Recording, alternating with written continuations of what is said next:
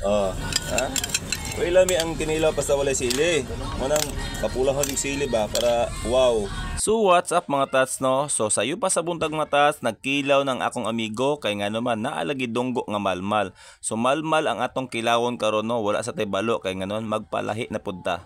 So ang malmal matas perting tamisan na sa bawon og kilawon. So mao nang mga representative na to. Wow, mo ni tigkilaw na to mga tats kay nga naman nagsabot-sabot mi nga magpalit mig iya-iyang kanon. So ang nitabo mga tats, Bombay lang og loya ang gasto dira. So ang suka ana didto na napangayon sa kantin. Samtang nagbaktas ko mata si atong timplahan ang kinilaw na agian nako ang atong mga followers. Siyempre dili na to ang ikadalo kay gipansin ta no.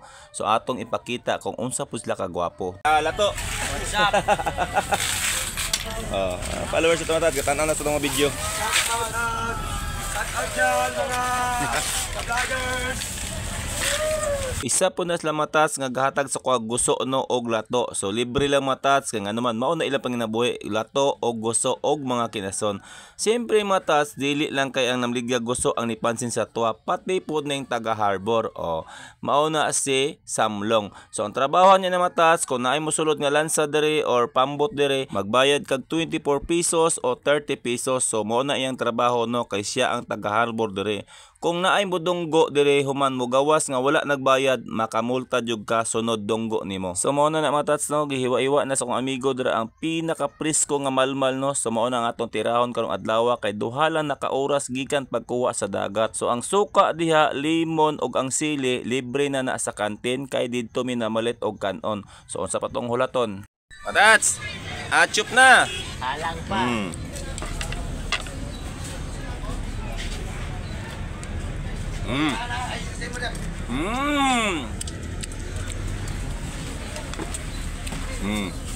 Bay. Good. Wow. Big na mong cottage. Ang dagat. Pwede lang may kadimi maligo. Buol na si kaligo.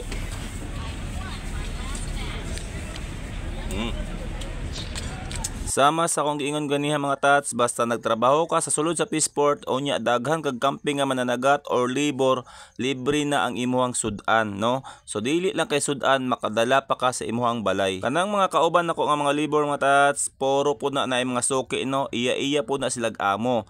So wala pa man sila mga suki, ang ilang ginahimo diha maghulat-hulat sila diha, samtang nagulat-hulat magtimo-timo sa sila. Tanawan ng isa ka kauban nako diha, sigig tan-og dagat, di ba? Kay nga naman naghulat pud taon sa siyang suki. So ingana na siya, kung mapansin ninyo dagang og isda madala, dagang og isda gipanghatagan, gikan na sa ilaha gi-share pod nako.